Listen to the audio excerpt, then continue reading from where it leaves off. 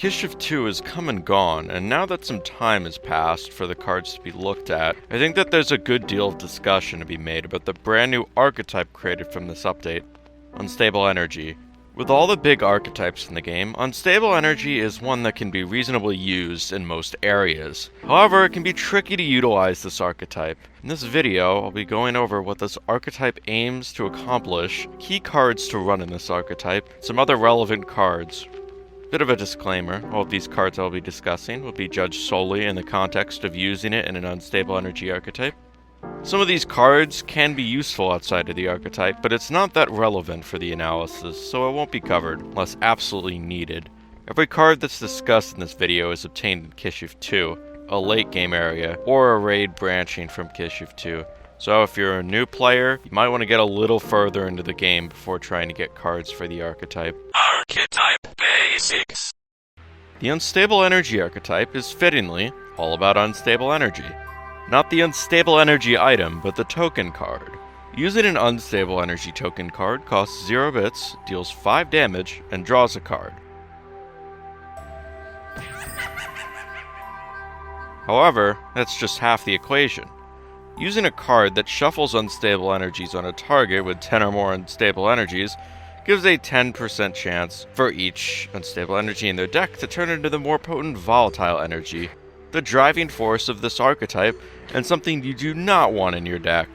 Using a volatile energy token card costs 0 bits, deals 15 damage, and draws a card. It drains a bit if applicable, and if it doesn't, the damage increases to 25.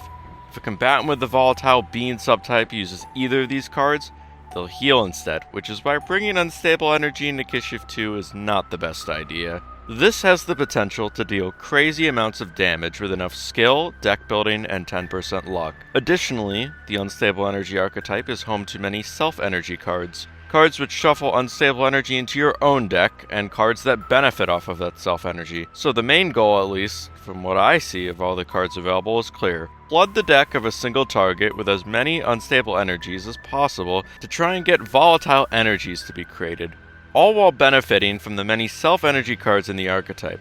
That being said, the first type of unstable energy cards we have to go over are the most crucial to any deck with this archetype: Energy Appliers.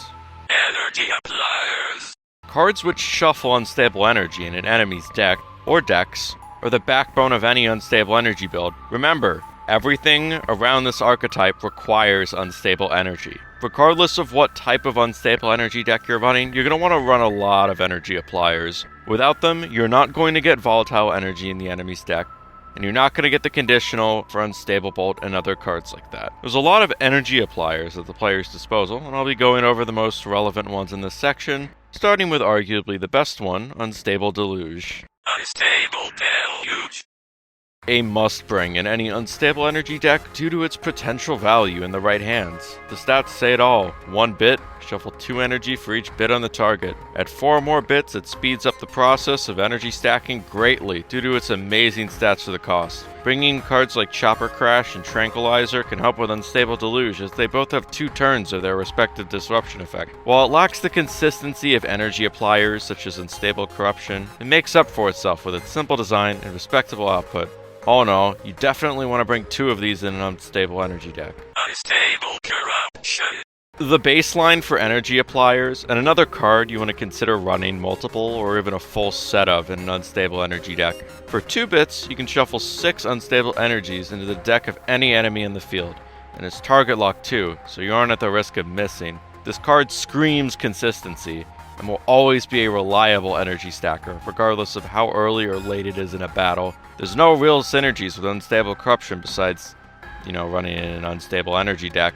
So overall, it's pretty good filler for the archetype, and I recommend using it in an unstable energy deck. Minor instability. This card is admittedly not the best due to its inconsistency in the form of either shuffling 1 or 2 unstable energies, but it still gets to be in the Energy Applier section due to it being a turn filler. Shuffling energy into the enemy's deck is almost always better than passing a turn. This is probably the most reliable option of accomplishing that. We'll get to the sillier option later. That being said, it should still be changed to always shuffle 2 unstable energies instead of a 50-50. Nauseate. it's a card that exists. Falls in the same boat as Deluge, where it's inconsistent but good if you play to its gimmick, but has a much stricter gimmick in that it drains all your bits in exchange for 6 unstable energy shuffled in the target's deck. Of course, this means you can use Nauseate on 0 bits for free unstable energies. However, this requires some setup. Unlike Deluge, where it's best paired with Sleep and Stun, quick play cards that cost bits are your best friend with Nauseate, as they let you lower your bits to 1 or even 0 before you play the card. While 0 bits for 6 energy is great, only run this if you know what you're doing. The last thing you want is multiple bits being drained for no reason. Elemental Discharge.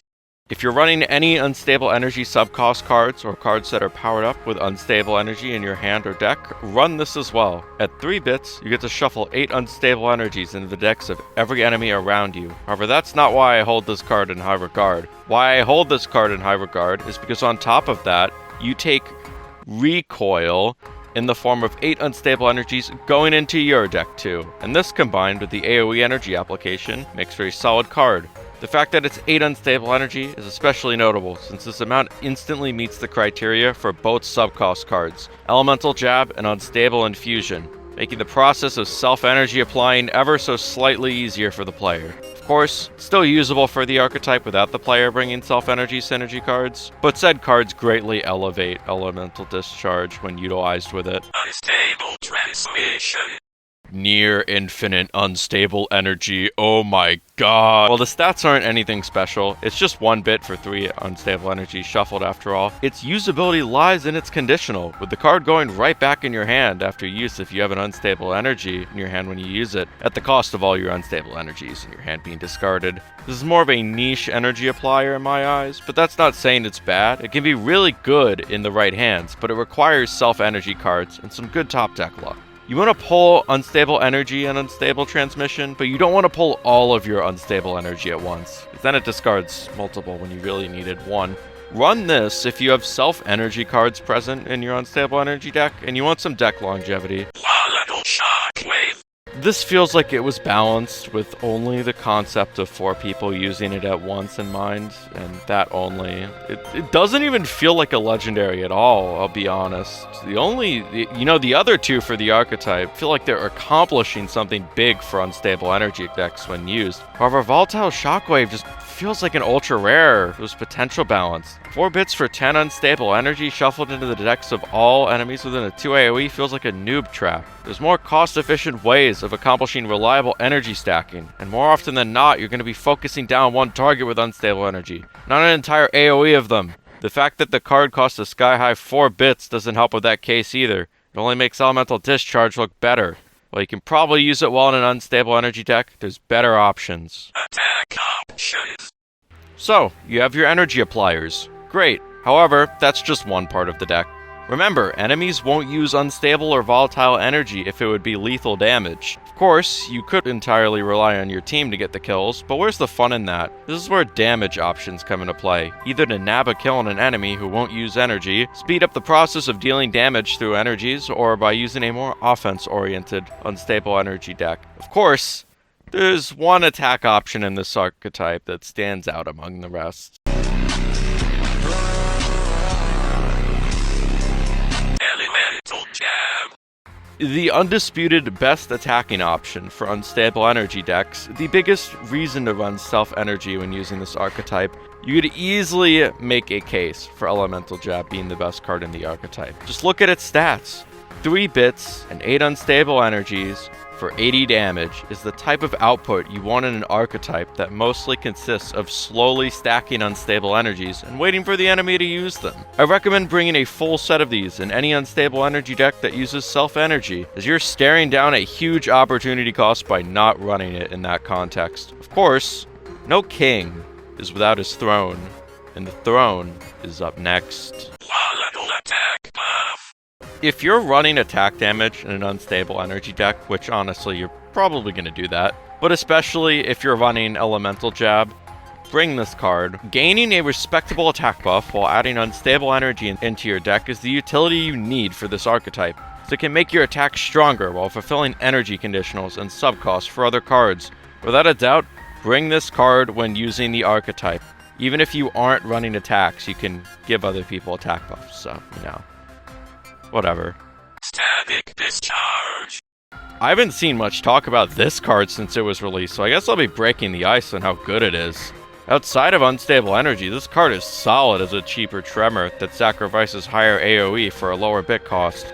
Inside the archetype, this card is great for buff shot AoE. This card's base damage goes from 40 to 50 if you have an Unstable Energy in your hand, at the cost of all the Unstable Energies in your hand being discarded. Even unbuffed, an AoE Iron Broadsword is still good enough stats for the cost to justify running Static Discharge. Run it in an Unstable Energy deck if you have self-energy cards to power it up. Without self-energy, it's probably not worth using for the archetype. Unstable Bolt. Power creep is real. There's so much stuff on this card that I could go on and on about. It's great output. Above broadsword damage, boom, stun conditional, boom, energy conditional, boom, it has it all. You know, you're here to know how to use this in an unstable energy deck. Put simply, it's a good, simple attack option, clocking in at 55 base damage, and it turns into a great AoE option if the target has 5 or more energies in their deck. However, just so happens that we're talking about using this in the context of an unstable energy deck, so you'll likely get that AoE from using this card too if you remember who you're stacking energy on. Really, the only way to use this card wrong is to outright miss the attack. If you have an unstable bolt, always bring it when using the unstable energy archetype. Unstable Blast. Despite not having the best stats, Unstable Blast still gets to chill with all the other attack cards due to it being a nice filler card in the archetype. It does a decent amount of damage, 35, and shuffles 5 unstable energies into the target's deck. It's no unstable bolt, but at the cost of 3 bits, it's alright. It's a card in the archetype that's very versatile. It can be used as a kill option if the enemy is at low health. It can be used to stack energy while dealing damage. It can be used to lower your bits for Nauseate, and so on. So a lot of filler cards for Unstable Energy. Unstable Blast is one of them. Run it if you vibe with it. Self-sustain. Bringing energy appliers and damage options isn't the only thing you need to cover when making an Unstable Energy deck. What if you or your teammates are in need of healing? Oh no, you got hit by a 150 damage muscle punch. Fortunately, Unstable Energy has options for that too, so let's go over them. Neurotic Decoction. If I were to rank the healing options that the Unstable Energy archetype has, it would look something like this, and most people would probably agree with me. So why is Neurotic Decoction miles above the rest of Unstable Energy's heal options? Consistency and good stats for the cost. 55 healing for 2 bits is amazing, and on the self-energy side it only requires 2 uses to get the energy you need for Elemental Jab or Unstable Infusion, you know, on top of the fantastic healing this card offers. Because of this, I highly recommend that when you make an Unstable Energy deck, you run a full set of Neurotic Decoction. It also has a funny reskin. Volatile Beverage.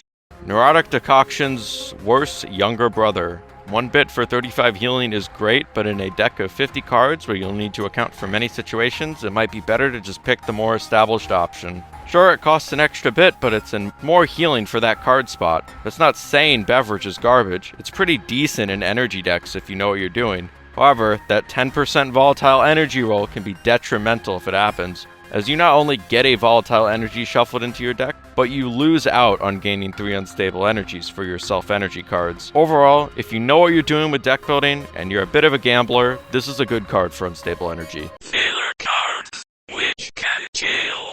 After your main 3 components of a competent unstable energy deck, come the rest of your deck, the filler cards that mold the deck into the niche you wanted to achieve. While there's a lot of cards outside the archetype that work well, I want to go over some of the energy cards which I haven't covered yet that could consider running in the archetype. The analysis for these cards aren't going to be super in-depth, but I'll still go over the main points of running the card, and if said card isn't that good, I'll mention how I'd buff it to make it more useful. Befuddle.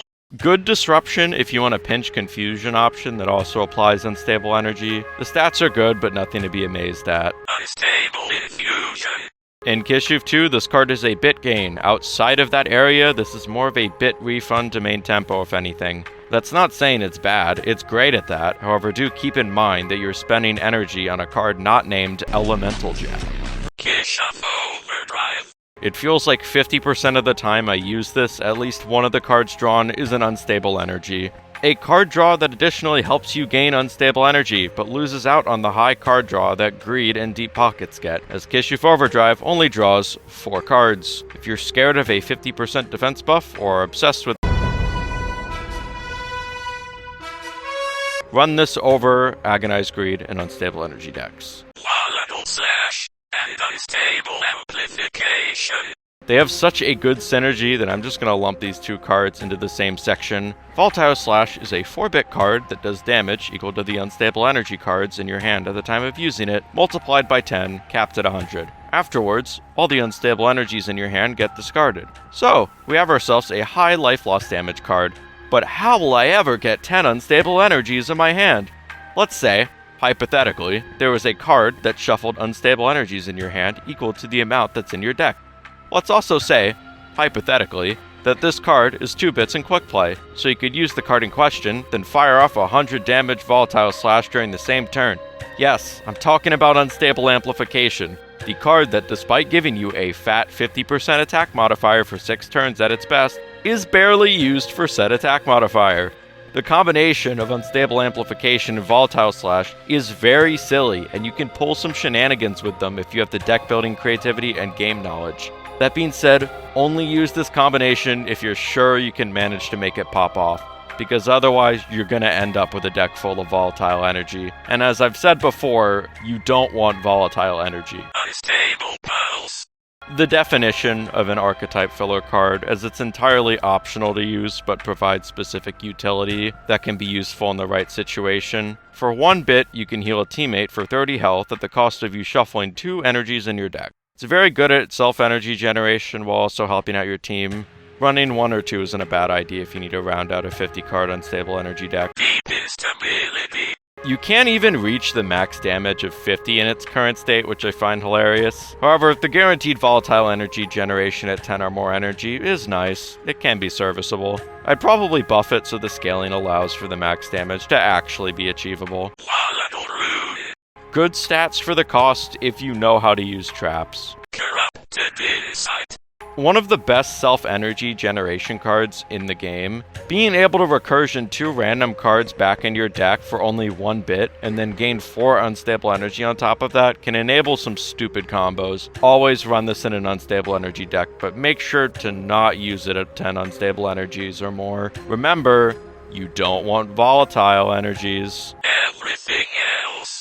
While the rest of the cards do suck, I figure it's still worth giving them a mention on what they do, how you can possibly use it in an unstable energy deck, and how I'd buff it. Disrupt.